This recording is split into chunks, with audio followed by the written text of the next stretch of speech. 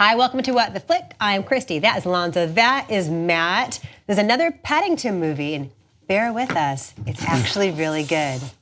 They come out in January, which does not really inspire a whole lot of hope. But they're better than that, I might suggest. No, they're Christmas movies in England, but we get them in January, and that always puts a bit of a pall on them. But they're great. They're great. And so is this one. Paddington is still living with the Browns in their adorable and very diverse section of London. And he wants to get a present for his Aunt Lucy, who's about to hit her 100th birthday. He sees a delightful pop-up book in an antique store and starts taking jobs to pay for it, but somebody else has their eyes on the book, and when they steal it, Paddington is framed and sent to the big house. Take a look. Mr. Gruber. Come in. I'd like to get my Aunt Lucy a birthday present. How about these rolling shoes? Please, Mr. Gruber, be serious. What's this? This popping book is the only one of its kind, and they want a lot of money for it. I'm going to get a job and buy that book. Stop! Thief! Cheerio. Where did he go? Hold it right there. Oh, but I'm not the thief. Brown P, laundry duty. It's only one red sock. What's the worst that can happen? These are charming and adorable. Oh my God, I love this movie. Let Alonso gush for a moment about the greatness of a Paddington sequel. Look, these movies are adorable. Yeah. They're everything that a kid's movie should be. They are sweet and they're kind and they look great. They're fun for adults. There are adult jokes that are not like, dirty jokes. Or snarky pop culture. Or snarky pop culture jokes. Sophisticated jokes. They're smart jokes. They're sophisticated. And look, there is one sequence of this movie that called to mind Modern Times, Grand Budapest Hotel, and Skidoo. And so, very few movies are going to pull off that kind of thing. I love the Modern Times reference. That was so good.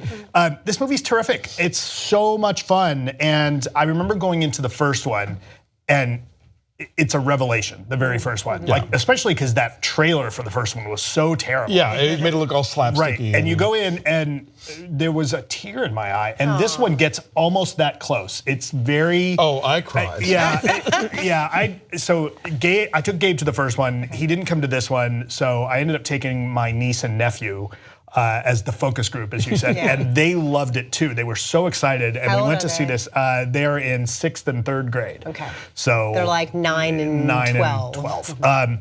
This movie was great. We had a great time. It doesn't overstay its welcome. It's sweet without being overly twee. I thought that it gives most everybody something to do except the kids. The kids kind of get a little bit short shrift, which is a little frustrating because they got good stories in the first one, but all the stuff that happens in the big house is hilarious. and what I love is that, amongst the things I love about this movie, I thought it was beautifully shot. It's this great kind of storybook London, but it does this really engaging story that really is about, if you're nice and kind of pay it forward, it makes things better. And that's been done really overly dramatically and sometimes kind of maudlin.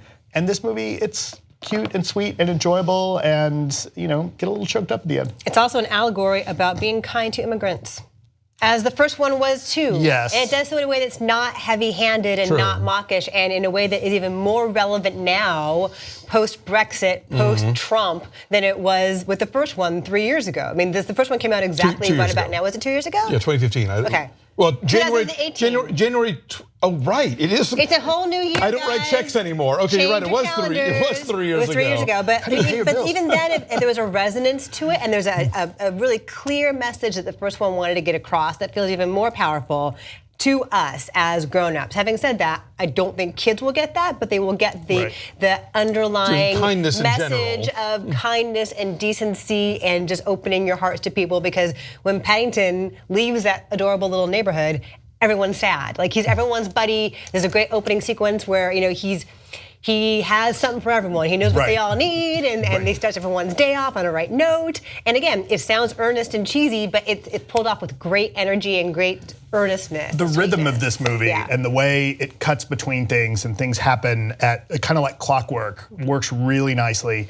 And then, oops, sorry. Turn off your phone, Matt. I know, I'm such a jerk. And then by the end, that train, there's a chase scene at the end that is terrific. Oh yes, I thought that was Suck so it, Lone exciting. Ranger. That train Right. sequence in this is amazing. It was exciting, Suck it, and then Snowpiercer. the climax of that, and the rest, the emotional beat of that is so powerful. Yeah, this is great, and the supporting cast in here. Hugh Bonneville, very, very good. Sally Hawkins, so great. She's Very, everywhere. very good. And Hugh Grant. Let's talk about Hugh Grant. Let's The role talk he about was Hugh- born to play. Oh my God! No, Hugh Grant is having the best time playing like a terribly hammy actor who is so self-obsessed that he has all of these old photos of himself, which are of course just like vintage Hugh Grant headshots, which I was like, oh, well done.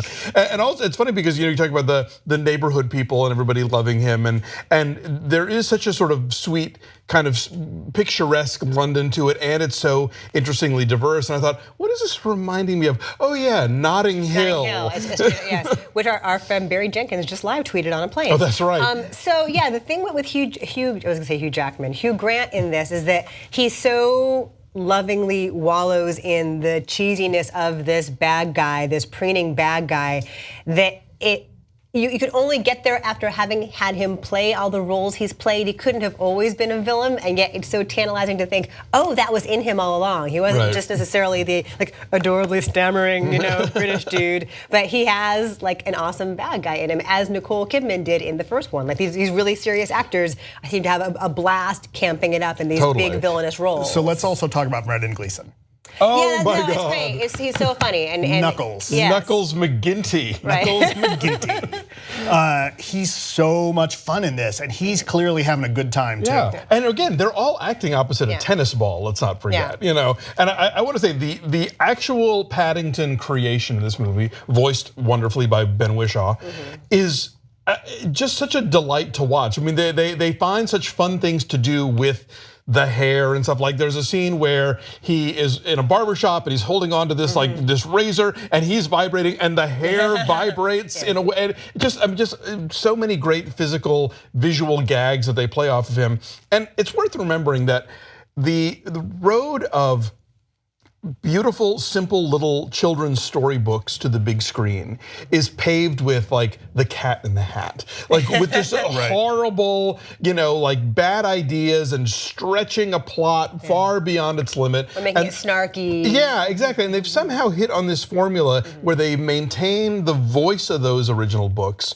but at the same time flesh it out into a 3-act structure that doesn't feel contrived or just tedious to sit through. And updates it with what was a post-World War II creation to a modern sensibility, and works in, as you mentioned, kind of modern political or at least social issues into this. And I mean, the immigrant experience, I think, has always sort of been part of those books. I mean, this is a bear with a tag that says, please take care of this bear on it. And this is coming after the Blitz, where little kids were sent off to the countryside with those tags, after the Kinder Transport, where children were being taken out of Jewish children were transported out of Germany and the Axis countries to go live in the West. There's a specific reference to the Jim Broadbent character having been one of those kids in the first film.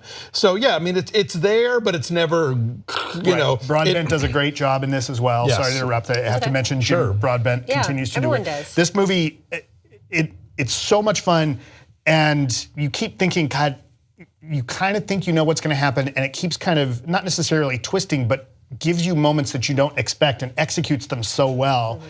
And then, look, when the lights go down and the credits start rolling, stick around, right? Because there's a sequence during the initial credits that's the showstopper. I don't remember. I saw it last year. Was it during the closing credits? Yeah. I dashed out to get my card. I had to see it again. No. Fine. Wait, seriously? I did. Tell me afterwards. Oh my God. Okay, then good. Now I have an excuse to go again. Wow. No, Is it I like had a a Marvel podcast to get to. shawarma? I had to go. Is it like a Marvel shawarma kind of Easter egg situation? It's not through the end of the credits. There's a musical number. Okay. Oh my God. Oh my God. All right. Alonso. Okay. All right. No one warned me. This is the service we bring to you. I'm going to spoil your score. You're giving this a 10, having not seen through the credits. Wow. Holy shit. Spoiler. Wow. Stay through the credits. Okay. It's not like there's a shawarma at the very end, but stay through the credits because there's a great sequence and then some really fun gags as well that stay through. Like you get what happened to characters. There are a couple of musical bits during the film that are, I think, very interestingly integrated as well. Yes, that's very fun that too. are very fun. All right, so you've already given away Alonso's number. Alonso says 10. Wow, we're going early, a January 10, guys. Yeah, you know what? Say I Alonso actually hates everything. And He's not. I'm putting my Yes, score. remember, I hate everything. I'm going up to a 9.